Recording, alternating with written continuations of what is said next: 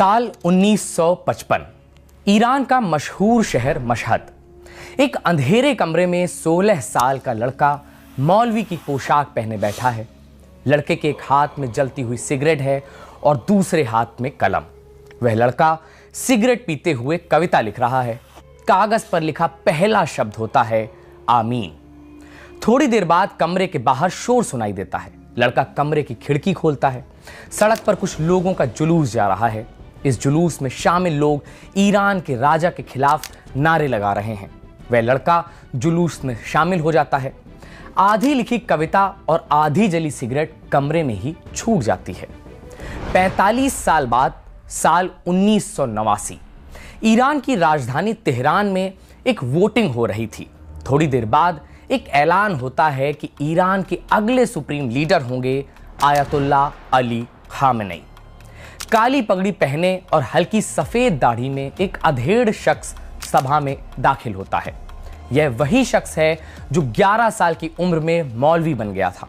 मौलवी होने के बावजूद वह सिगरेट पीता था और आमीन नाम से कविताएं लिखता था। लेकिन आज वह ईरान का सबसे ताकतवर आदमी था।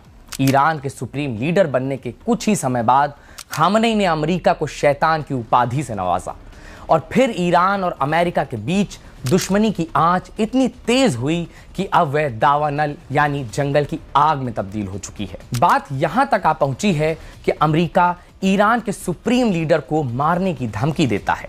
अमेरिका का दोस्त इजराइल सुप्रीम लीडर को मारने का प्लान बनाता है।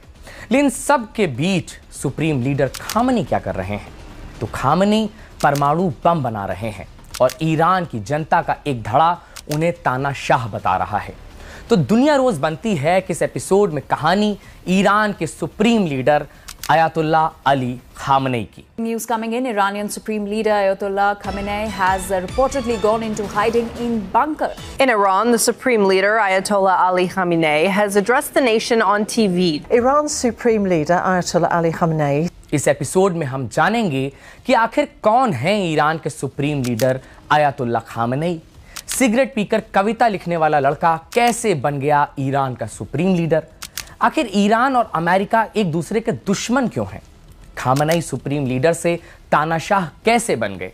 और क्या अमेरिका खामेनेई को अगले कुछ दिनों में मारने वाला है? नमस्ते, मेरा नाम है मुकुल सिंह चौहान और आप देख रहे हैं जिस्ट की पेशकश दुनिया रोज बनती है।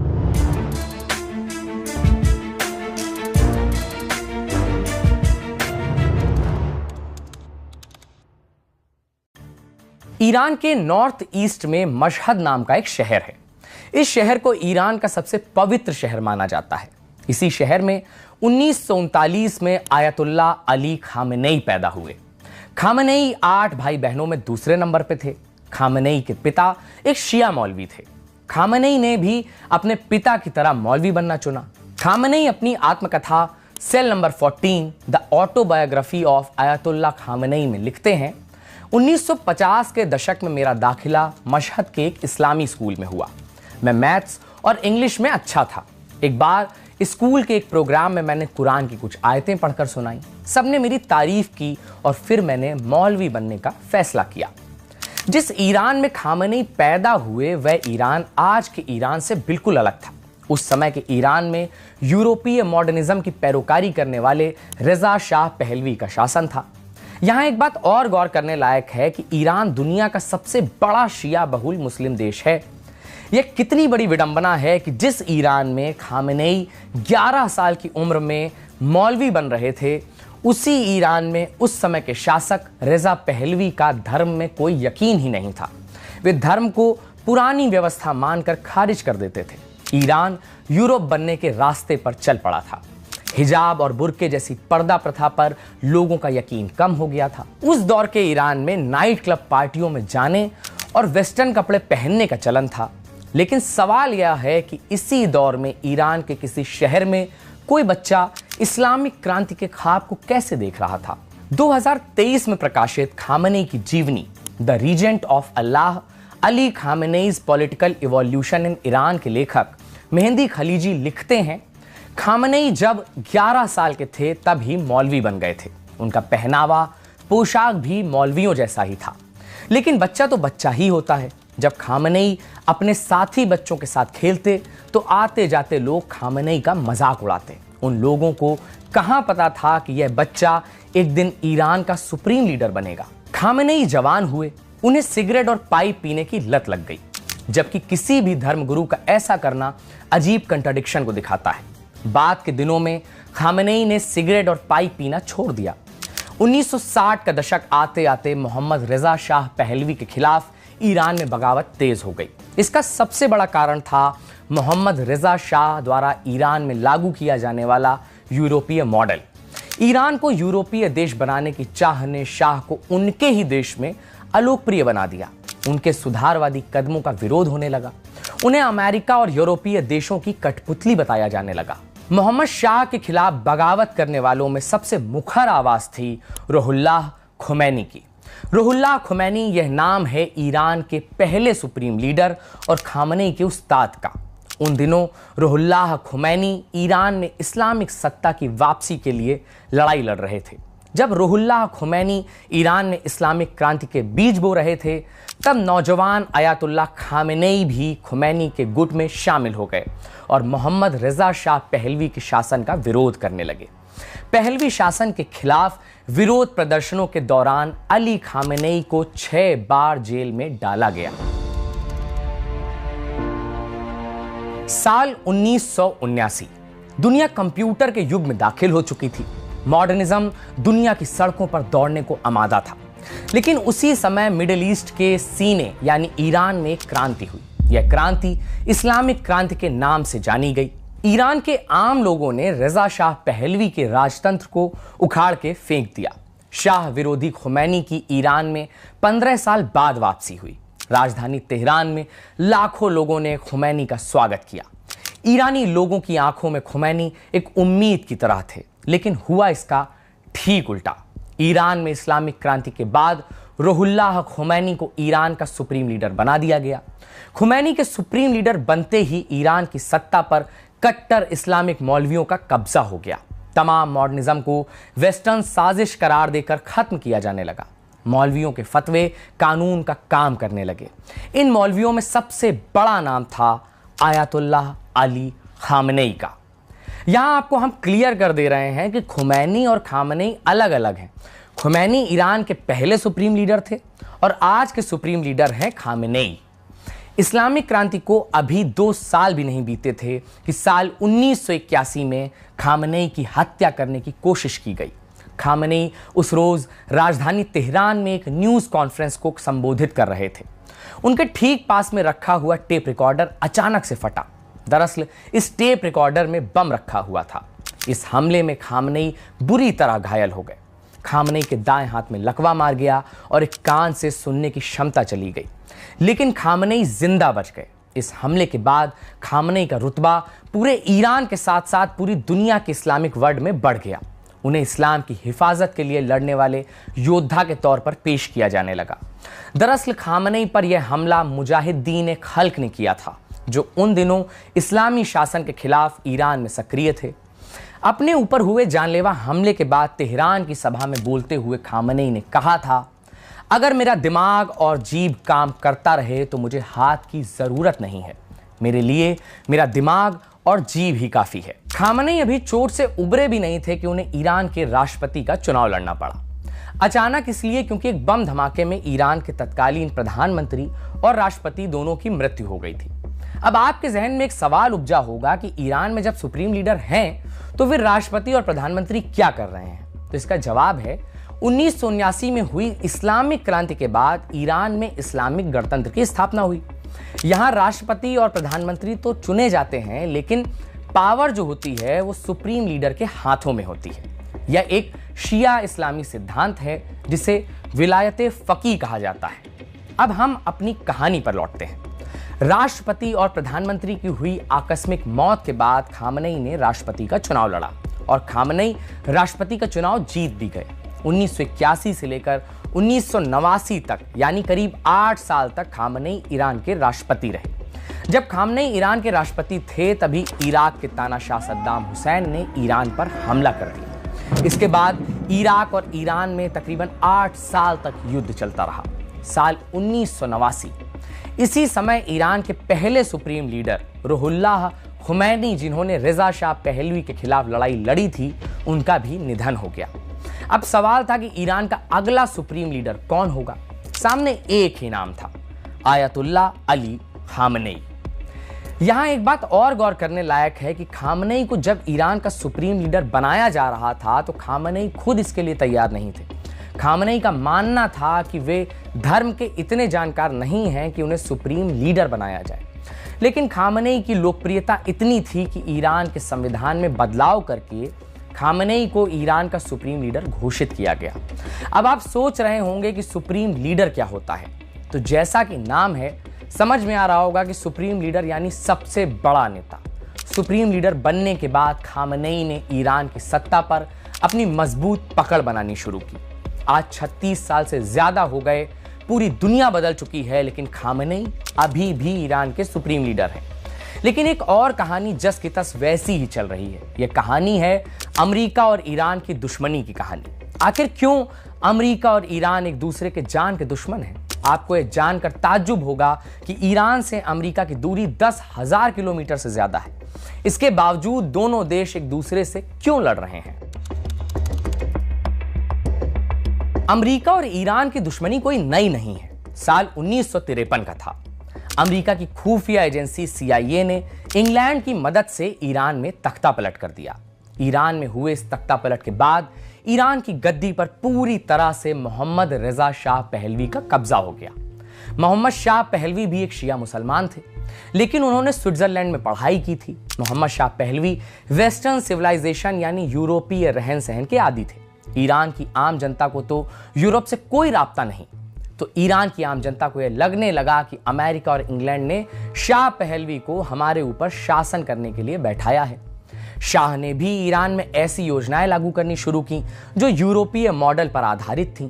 मुस्लिम बहुल देश ईरान में नाइट क्लब खुलने लगे, आम लोग यूरोपीय कपड़े पहनने लगे और सिनेमा और संगीत में रुचि लेने लगे। यह सब बाकी दुनिया की नजर में तो मॉडर्निज्म था, लेकिन ईरान और इस्लाम की नजर में यह सब हराम था। यह सब चल ही रहा था कि एक ऐसी घटना घटी जिसने ईरान और अमेरिका के इतिहास में दुश्मनी को स्थायी बना दिया। वह घटना थी तेहरान होस्टेज क्राइसिस। जिस साल ईरान में इस्लामिक क्रांति हुई, इस्लामिक क्रांति के बाद ईरान के शासक मोहम्मद शाह पहलवी ईरान छोड़कर भाग गए। शाह को अमेरिका ने शरण दे दी। इससे ईरानियों में अमेरिका को लेकर गुस्सा था। 4 नवंबर 1979 को ईरानी छात्रों ने अमेरिकी दूतावास पर कब्जा कर लिया।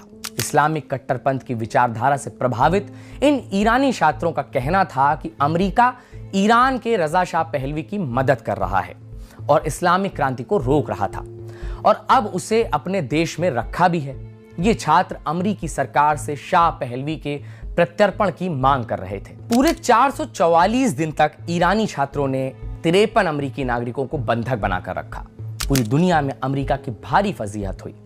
कहा जाता है कि इस घटना के कारण अमेरिका के राष्ट्रपति जिमी कार्टर अपना चुनाव तक हार गए। नए राष्ट्रपति बने रोनाल्ड रीगन। रीगन के शपथ के 20 मिनट बाद ही 53 अमेरिकी बंधकों को ईरानी छात्रों ने रिहा कर दिया। लेकिन इस घटना के बाद से अमेरिका और ईरान एक दूसरे के जानी दुश्मन बन गए और दोनों देशों का संबंध हमेशा के लिए खत्म हो गया। इस वाकये में एक और दिलचस्प मोड़ है। जब ईरानी छात्रों ने अमेरिकी नागरिकों को बंधक बनाया था, उस समय Ayatollah Ali Khamenei revolutionary council के प्रतिनिधि की हैसियत से अमेरिकी दूतावास के भीतर गए थे और वहां जाकर खामनेई ने ईरानी क्रांतिकारी छात्रों की पीठ भी थपथपाई थी। मीडिया रिपोर्ट के अनुसार खामनेई ने अमेरिकी दूतावास के कब्जे का भीतर खाने समर्थन भी किया था। इस घटना के बाद अमेरिका ना तो ईरान को भूल पाया और ना ही खामनेई को। अमेरिकी राष्ट्रपति बदलते रहे, लेकिन खामनेई और ईरान से उनकी दुश्मनी लगातार जारी है। हालांकि आयतुल्लाह अली खामनेई ने अमेरिका की ओर दोस्ती का हाथ जरूर बढ़ाया था। 9/11 की घटना के बाद खामनेई ने अमेरिकी लोगों के प्रति संवेदना व्यक्त की थी। राजधानी तेहरान की सड़कों पर हजारों लोगों ने अमेरिकी नागरिकों को श्रद्धांजलि देते हुए कैंडल मार्च निकाला। एक तरफ खामनेई दूसरे देश के नागरिकों के मारे जाने पर संवेदना व्यक्त कर रहे थे, तो वहीं खुद उनके देश में आम ईरानियों पर अत्याचार का सिलसिला शुरू हो चुका था। एक समय ईरान के लोगों ने मोहम्मद रजा शाह पहलवी की तानाशाही से तंग आकर 1979 में ईरानी क्रांति की और उसके बाद सत्ता में आए कट्टर इस्लामिक सुप्रीम लीडर खामनेई ने भी तानाशाही करनी शुरू कर दी। यानी जिसने तानाशाही का हवाला देकर क्रांति की, आज वो खुद तानाशाह बना बैठा है। पिछले 36 सालों से ईरान में सुप्रीम लीडर खामनेई के खिलाफ कई प्रोटेस्ट हुए, लेकिन खामनेई की क्रूर तानाशाही ने उन आंदोलनों को बर्बरतापूर्वक कुचल दिया। साल 2009 में खामनेई के खिलाफ पहला बड़ा आंदोलन हुआ था। ऐसा दावा किया गया कि खामनेई के आदेश पर राष्ट्रपति के चुनाव में धांधली की गई। इस धांधली को लेकर लोग आंदोलन कर रहे थे, लेकिन खामनेई ने इस आंदोलन को पुलिस बल की मदद से दबा दिया। इस आंदोलन में 100 से ज्यादा लोग मारे गए। यह पुलिस कोई आम पुलिस नहीं है, यह खामनेई द्वारा बनाई गई IRGC यानी इस्लामिक रिवॉल्यूशनरी गार्ड कॉर्प्स है, जिसका काम खामनेई के खिलाफ होने वाले प्रदर्शनों को बर्बरतापूर्वक कुचल देना है। खामनेई के खिलाफ दूसरा बड़ा आंदोलन 10 साल बाद 2019 में हुआ। यह आंदोलन तेल की कीमतों में हुई बढ़ोतरी के कारण हुआ था। इस बगावत में ईरानी नागरिक डेथ टू डिक्टेटर जैसे नारे लगा रहे थे। इस बगावत को भी खामनेई के आदेश पर कुचल दिया गया। इसमें करीब 1500 से ज्यादा लोगों के मारे जाने की खबर है। तीसरी बगावत 2022 में हुई, जब महसा अमीनी नाम की 22 साल की एक लड़की को हिजाब न पहनने के जुर्म में पुलिस हिरासत में लिया गया। महसा अमीनी के साथ पुलिस ने मारपीट की, जिसके कारण उसकी मौत हो गई। इसके बाद पूरे ईरान में हिंसा भड़क उठी। यह आंदोलन करीब 1 साल तक चला। इसे भी खामनेई की तानाशाही सत्ता ने दबा दिया। खामनेई के खिलाफ आखिरी बगावत दिसंबर 2025 में हुई। इस आंदोलन में तो 10,000 से ज्यादा ईरानी प्रदर्शनकारियों के मारे जाने की खबर सामने आई है। डोनाल्ड ट्रंप तो 32,000 का आंकड़ा बताते हैं। एक तरफ खामनेई अपने नागरिकों की बगावत का सामना कर रहे हैं, तो वहीं दूसरी तरफ अमेरिका और इजराइल उन्हें मारने का प्लान बना रहे हैं। खामनेई ने अपने भाषणों में कई बार कहा है कि अमेरिका और इजराइल दोनों शैतान हैं। खामनेई यह भी कहते हैं कि अमेरिका बड़ा शैतान है और इजराइल छोटा शैतान। खामनेई हमेशा इजराइल के खिलाफ भी बयान देते रहते हैं। आज से करीब 8 साल पहले ही खामनेई ने इजराइल के बारे में बोलते हुए कहा कि इजराइल एक ट्यूमर है जिसमें अब कैंसर हो गया है। इसका एक ही इलाज है, इसे काट कर फेंक दिया जाए। जब ट्रंप अमेरिका के दोबारा राष्ट्रपति बने तो अमेरिका और ईरान में तकरार और बढ़ गई। इजराइल के प्रधानमंत्री बेंजामिन नेतन्याहू ने जून 2025 में ABC न्यूज चैनल को दिए एक इंटरव्यू में कहा कि खामनेई को खत्म करने से ही मिडिल ईस्ट की समस्या खत्म होगी।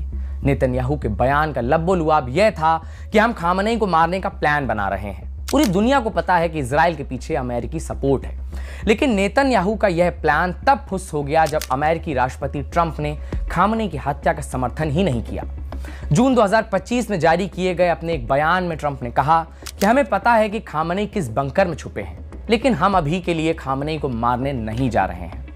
इस बयान को एक बार और पढ़िए। ट्रंप कह रहे हैं कि हम अभी के लिए खामनेई को मारने नहीं जा रहे हैं, लेकिन भविष्य की गारंटी ट्रंप ने नहीं ली है, यानी अमेरिका भविष्य में खामनेई को मार भी सकता है।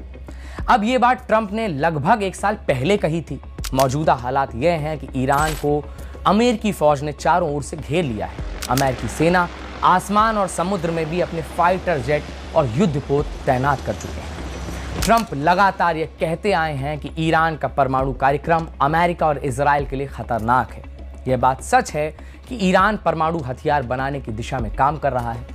कई रिपोर्ट यह दावा भी करती हैं कि वह परमाणु हथियार बनाने के बेहद करीब है। दूसरी बात यह है कि ईरान गजा पर हुई इजरायली क्रूरता का विरोध करता है। जून 2025 में अमेरिका और इजराइल ने एक साथ आकर ईरान के परमाणु ठिकानों पर हमला किया। ईरान ने भी अपनी मिसाइलें इजराइल की जमीन पर उतारी। फिर 12 दिन बाद अमेरिका ने बीच में कूदकर युद्ध को रोक दिया। अब खुद ट्रंप ने अमेरिकी फौज को ईरान के खिलाफ मैदान में उतार दिया है। ट्रंप का कहना है कि ईरान हमारी शर्तों को मान ले, नहीं तो हम उस पर हमला कर देंगे। लेकिन ईरान भी ईरान ठहरा। वह भला ट्रंप की धमकियों से कब से डरने लगा। जग जाहिर है कि ट्रंप का निशाना ईरान के सुप्रीम लीडर खामनेई है। ट्रंप खामनेई को ईरान की सत्ता से बेदखल करना चाहते हैं और वहां अमेरिका की कठपुतली सरकार को लाना चाहते हैं, जैसा उन्होंने वेनेजुएला में किया और अमेरिका ने जैसा ईरान के बगलगीर देश इराक में भी सद्दाम हुसैन के साथ किया था। लेकिन ईरान ना तो वेनेजुएला है और ना ही इराक। खामेनेई को सत्ता से हटाने का एक ही रास्ता है, वो है उनकी हत्या। अमेरिका ने मिडिल ईस्ट में अपनी फौज उतारनी शुरू कर दी। भूमध्य सागर यानी मेडिटरेनियन सी और फारस की खाड़ी यानी पर्शियन गल्फ में मिलिट्री ऑपरेशन की तैयारी कर रहा है। यानी अमेरिका ईरान को चारों तरफ से घेर चुका है। एक बात और ध्यान देने लायक है कि अमेरिका की मदद इसमें कई मिडिल ईस्ट देश भी कर रहे हैं। सऊदी अरब इन देशों में सबसे बड़ा नाम है। सऊदी अरब का अमेरिका के साथ होना इस बात की तस्दीक कर रहा है कि मिडिल ईस्ट पूरी तरह से बंट चुका है। अमेरिकी मीडिया एजेंसी CNN ने अपनी रिपोर्ट में दावा किया है कि अमेरिकी सेना अगले 7 दिनों के भीतर ईरान पर हमला कर सकती है। लेकिन अभी ट्रंप का आखिरी आदेश आना बाकी है। दूसरा सवाल यह भी है कि ईरान इस समय क्या कर रहा है। तो ईरान के सुप्रीम लीडर खामेनेई अंडरग्राउंड हो गए हैं। ईरान के परमाणु ठिकानों पर मुस्तैदी बढ़ा दी गई है और मिसाइलों पर से धूल साफ की जा रही है, यानी तैयारी इस ओर से भी है। तीसरा सवाल यह है कि अगर अमेरिका 86 साल के खामेनेई की हत्या कर देता है तो क्या होगा। मीडिया रिपोर्ट्स में दावा किया जाता है कि खामेनेई के 4 बेटों में से मुज्तबा ईरान के अगले सुप्रीम लीडर होंगे। हालांकि खामेनेई ने ऐसी कोई घोषणा कभी नहीं की है। एक तरफ अमेरिकी राष्ट्रपति ट्रंप ईरान पर हमला करने को तैयार हैं, तो वहीं दूसरी ओर खामेनेई ट्रंप को जवाब देने की तैयारी कर रहे हैं। लेकिन यहीं से एक जरूरी सवाल उपजता है कि इसमें आम ईरानी नागरिकों का क्या कसूर है। आम ईरानी एक तरफ अमेरिकी हमलों के डर से जूझ रहा है, तो दूसरी ओर खामेनेई की तानाशाही से। जाते जाते एक शेर सुनते जाइए जो इस समय के लिए मुफीद है। जिधर भी चाहो धुआं उड़ा दो, जिधर भी चाहो धमाल कर दो, तुम्हें सियासत ने हक दिया है, हरी जमीनों को लाल कर दो। ट्रंप और खामेनेई यही कर रहे हैं। आप धुआं उड़ने और जमीन के लाल होने का इंतजार कीजिए। दुनिया रोज दर रोज इतनी तेजी से बदल रही है कि आप तक यह एपिसोड पहुंचे तब तक कुछ ना कुछ बदल चुका होगा। तभी तो हमने अपने इस कार्यक्रम का नाम रखा है दुनिया रोज बनती है। दुनिया रोज बनती है कि इस एपिसोड को हमेशा की तरह हमारे साथी शुभम ने लिखा था। आप हमारा साथ दें, दुनिया रोज बनती है कि प्लेलिस्ट पर जाएं और हमारे और भी एपिसोड्स को देखें, हमें सुझाव दें और कमेंट करके जरूर बताएं कि ये एपिसोड आपको कैसा लगा। वीडियो देखने के लिए बहुत बहुत शुक्रिया।